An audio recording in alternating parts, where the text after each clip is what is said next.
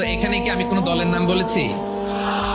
বাংলাদেশে 48টা প্রায় নিবন্ধিত রাজনৈতিক দল, কোন দলের নাম আমি বলিনি। কথাটাকে আমি জেনারেল রেখেছি। আইদের বৈশিষ্ট্যই এটা, তাইরা জেনারেলি কথা বলে, যার যেই মেসেজ নেয়ার তারা সেখান থেকে নিয়ে নেয়। যে কথাগুলো আমরা জেনারেলি বলি, এগুলো জেনারেলি আপনারা নিবেন।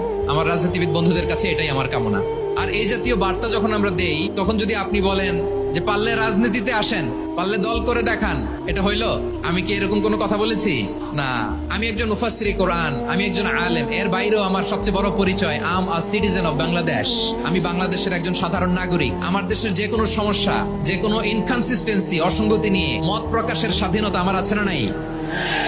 আপনারাই তো বাক স্বাধীনতার কথা বলেন, ফ্রিডম অফ স্পিচের কথা বলেন, বাক স্বাধীনতার কথা বলেন।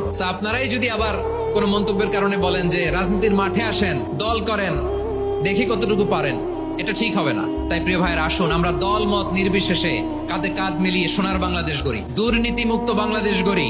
যে বাংলাদেশের জন্য রক্ত দিয়েছে আবু সাইদ, যে নতুন ভোরের বাংলাদেশের জন্য রক্ত দিয়েছে মুগ্ধরা, যে নতুন বাংলাদেশের জন্য রক্ত ঝরিয়েছে 24-এর যে গণ অভ্যুত্থানের প্রত্যেকটি শহীদের আওয়াজ করে বলেন ঠিক কিনা?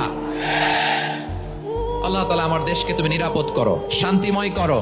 আমরা যেন স্বাধীন সার্বভৌম বাংলাদেশে মাথা উঁচু করে বিশ্ব দরবারে দাঁড়াতে পারি। আল্লাহ তুমি তৌফিক দান করো। আওয়াজ করে সবাই পড়ে আমিন।